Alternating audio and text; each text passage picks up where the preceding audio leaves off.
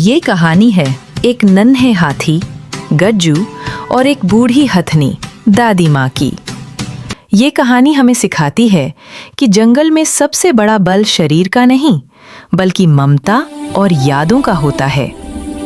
सुनहरा बरगद और एक अधूरा वादा। नीलगिरी के गहरे जंगलों में गज्जू नाम का एक छोटा हाथी रहता था। वो अपनी माँ को एक शिकार के दौरान खो चुका था। पूरा झुंड आगे बढ़ गया था, लेकिन वो अकेला घनी झाड़ियों में छिपकर रो रहा था। तभी वहाँ बड़ी दादी आई, झुंड की सबसे बुजुर्ग हथनी, जिसकी खाल पर वक्त की झुर्रियाँ थीं और जिसकी एक आंख की रोशनी जा चुकी थी। दादी माँ ने गज्जू की सूंड को अपनी सूंड से धीरे से छुआ और उसे सहारा देकर खड़ा किया। उस दिन से दादी माँ गज्जू की पूरी दुनिया बन गईं, सीख और सहारा। जैसे जैसे साल बीते, दादी माँ गज्जू को जंगल के रहस्य सिखाने लगीं। सूखे का संकेत, जब मिट्टी फटने लगे तो पैरों से जमीन की धमक कैसे महसूस की जाती है। पानी की खोज, सूखी हुई नदी के नीचे छिपे पानी को कैसे सूंघा जाता है। ममता की भाषा, जंगल में बिना आवाज किए एक दूसरे का हाल कैसे जाना जाता है।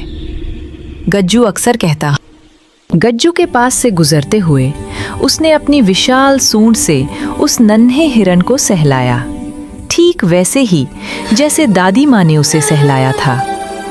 उस पल उसे महसूस हुआ कि दादी माँ मरी नहीं है। वो उसकी करुणा में, उसकी सीख में और उसके स्पर्श में आज भी जीवित हैं। जंगल में कोई कभी अकेला नहीं मरता, जब तक उसे याद करने वाला एक भी दिल धड़क रहा हो। दादी माँ, मैं कभी आपको छोड़कर नहीं जाऊंगा।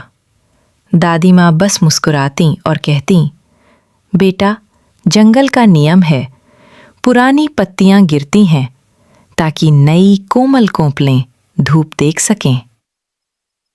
वो आखिरी रात एक बार जंगल में भीषण आग लग गई। चारों तरफ धुआं और चीख पुकार थी। दादी माँ के पैर अब बूढ़े हो चुके थे। वो तेज नहीं भाग सकती थीं।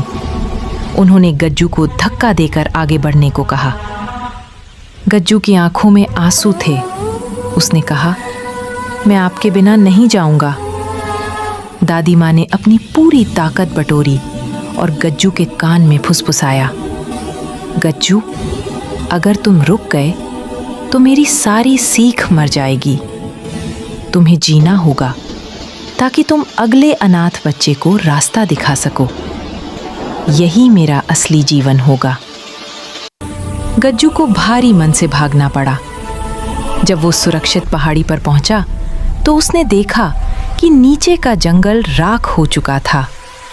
उसकी दादी माँ अब सिर्फ एक याद बन चुकी थी। यादों की महक सालों बाद। गज्जू अब उस जंगल का सबसे विशाल और बुद्धिमान हाथी बन चुका था।